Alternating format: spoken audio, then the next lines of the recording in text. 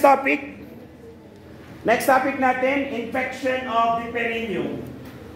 For the infection of the perineum, this is directly related to perineal laceration, which I believe was able to discuss already. Okay, if I'm not, at sa ibang section to discussion, you may also access the video online. So, infection of the perineum. Concepts of the infection of perineum. Okay, commonly, the infection happens to the suture line.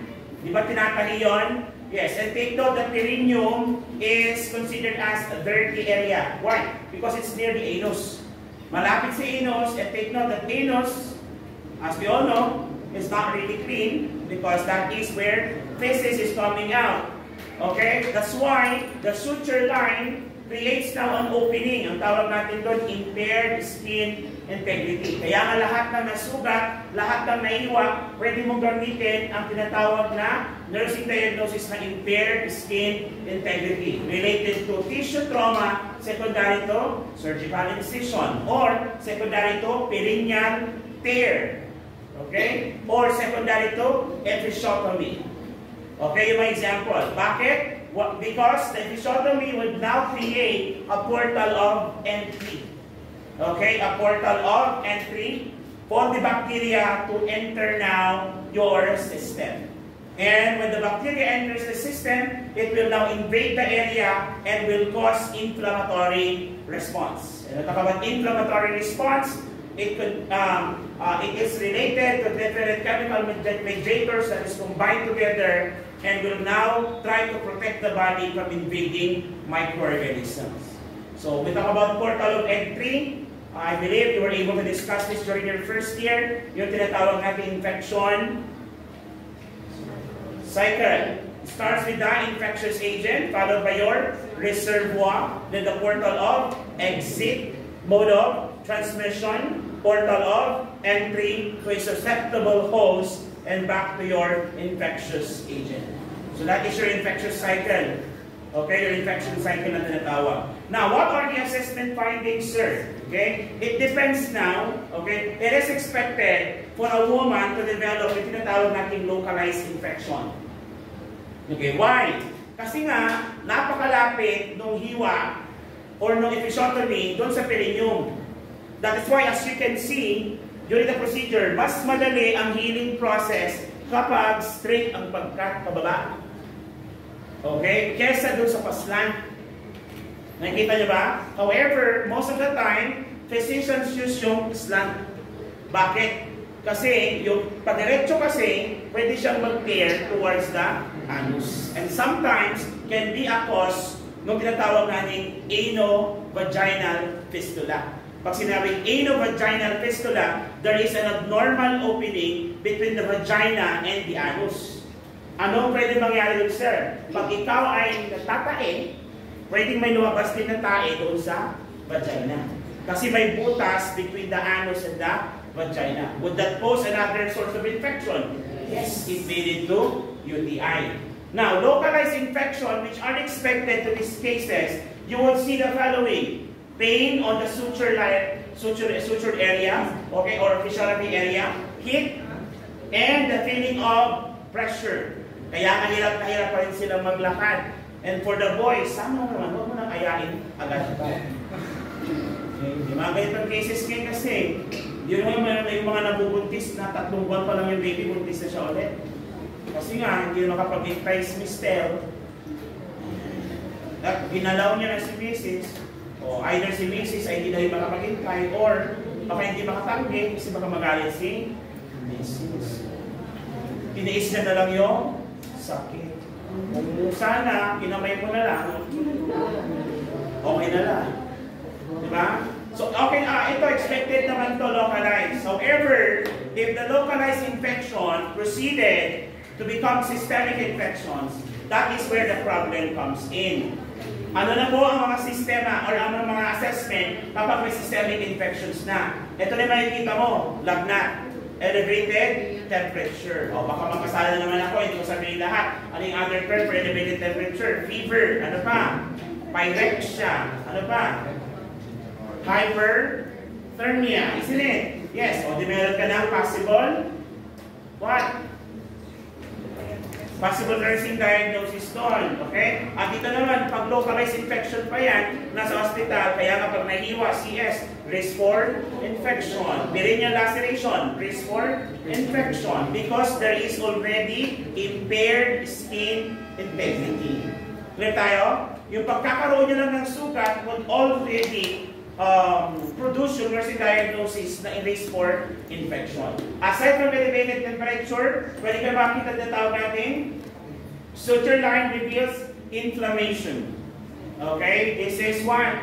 Ano yung mga symptoms ng inflammation? Discuss nyo ito ng first year kayo under your infection control sa fundamentals of nursing. What are the signs of infection? Localized. Ano ulit? Rubra. Ano yung rubra? Rubra. Yung rubor. The redness. Tama mo ba? Yes, what else? Dolor. Ano yung dolor? Yung paleness doon sa gilid. Ano pa? Yung warm. Warm? Warm. Ano pa? Parang namamaga. May bubukol. Tumor can be also one of them. So, di bang tumor cancer? Wrong. Tumor are, sabi ito, elevations greater than 2 cm. Tumor na bang tawag doon? Pag less than that, ang tawag doon is macule or your nodule. Oh, that's basic health assessment. Under your integumentary system, tatandaan nyo ba? Wala na naman, pass is pass. Okay? And 1 or 2 stitches may be slapped away, or an area of the suture line may be open. And that area contains now purulent discharges. Purulent discharges. What type of discharges are purulent discharges? Di ba natin yung mucopurulent? Ito naman is, ano yung mga may manana? Pagnana, pustules. Matatawag natin pustules. Okay? So purulent drainages are present. Okay? And these purulent discharges are the pus, and these pus are actually dead cells, including now dead tissues and blood cells that are present in the perineal area. Since ang goal natin dito is ma-prevent na yung localized infection maging systemic, what are our management? Okay? What are the management? Number 1, it is important to remove the drainage inside the wound. Kaya makikita nyo pag nag-wound dressing tayo, kailangan ba putukin mo yon? Yes. Okay? I have a case noon sa Baguio Gym, may cerebral palsy yung pasyente, tapos siya po ay diabetic. Hindi siya nag-change ng position masyado. Okay? Kaya yung kanyang bed sore is yung dalawang scapula. Alam mo yung scapula? Hindi na naman. The upper buttocks area. Okay? At saka yung calf niya. Calf, ito. So lahat ng prominent area na yon may bed sore. Tapos dito. Kaya ang ginagawa niya sa kanya sa OR, debrima. Ang problema, sa sobrang laki ng sugat niya, wala lang natitirang skin to suture it in. Kaya ang ginagawa nilang procedure na wound cleaning, na yung tinatawag nila, may dalawang types ng healing. Primary and secondary, isn't it? Okay? Primary and secondary, meron yung kinu-close, meron naman yung inaayaan lang siyang open. Okay? Yun, naka-open talaga kasi hindi namin siya makan. Tapos, meron, tinubuan siya ng pigsa dito. So yung pigsa niya, parang ganyan lang, ang ginawa sa OR, incision and drainage lang. Bubutasin, tapos napalabas yung pigsa. Kaso nga lang, yung ganyang kapiso na pigsa, nung tinusok nila, umabot sa parang platito yung laki. So basically, underneath that skin is already nana with blood. Okay? So yung mga cases natin, lalo pag diabetic ang pasyente. Okay? Kapag ganon, nabukas yung sugat, ito yung pwede natin gamitin. Packing with iodoform gauze to may be placed in the open lesions to keep it open and allow the drainage to go out. Okay?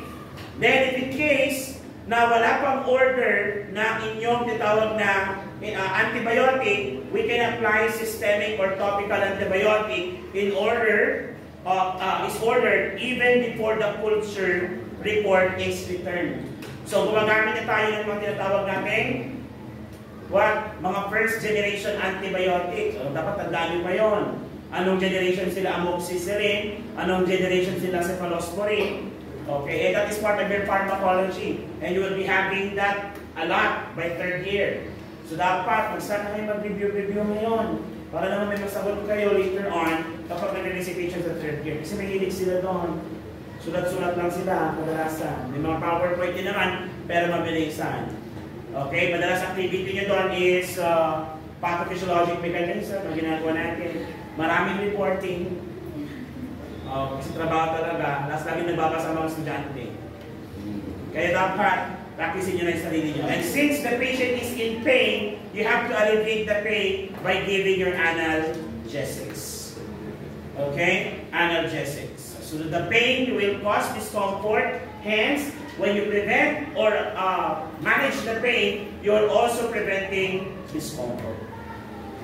What are other management included? Aside from this, you also have to do the following. Sitz bath. So sitz bath will make, okay, the area moist and upper tongue treatments to hasten drainage and cleanse the area. So how do you sit out? How do you do sit bath? Tinuro to ng first year. Basically, it's a warm water. Are you going to sit on it? Pwede. You can actually sit on it. Okay, pwede steam lang yun ba, pero basically you sit. Okay, pero dapat malinis siya at the same time, yung warm niya is something that you can tolerate. O wag hot. Kasi kaya ka warm.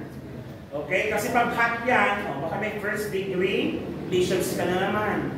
Or burns. Makakaproblema na naman. And also remind the woman to change perineal pads frequently because they are contaminated by drainage. Even with you woman, hinahayaan nyo bang mapuno ang inyong pads before you change it? Of course not. Okay? Ang paggamit ng ano pala?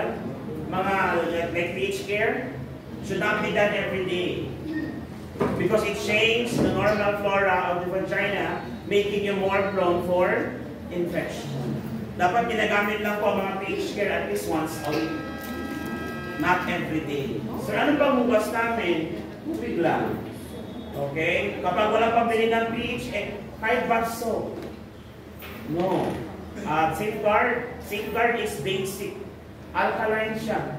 So when you put safeguard, lalo na sa vagina, ako naman mga babae, pag nahugas, okay? Pag sinabon yun araw-araw, ang tendency, mag-change ang kanyang acidity. And take note, vagina should be acidic.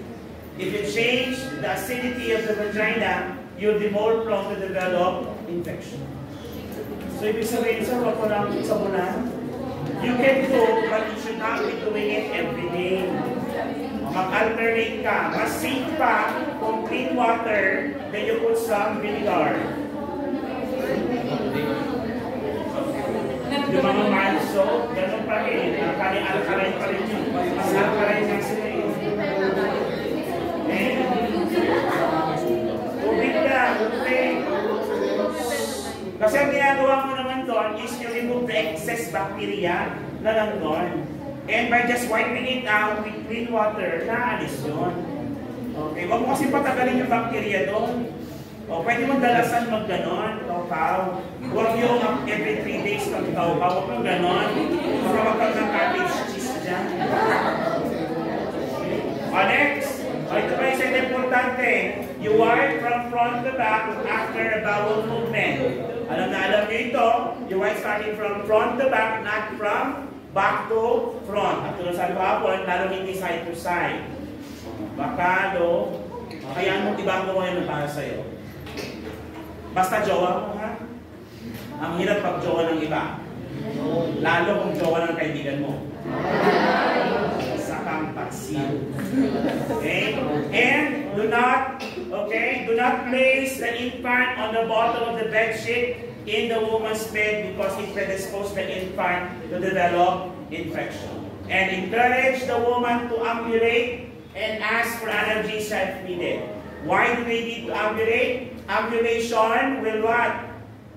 Increase the blood flow on that area to produce more healing effect. Mas madaming dugo na dumadaloy, mas mabilis ang healing. Are we clear? Okay? So kapag yun na nandun na, mas mabilis gagaling yung sugat ni Mrs. Do you have any questions? Clarifications? Violent reactions? If you have none, we are done for today.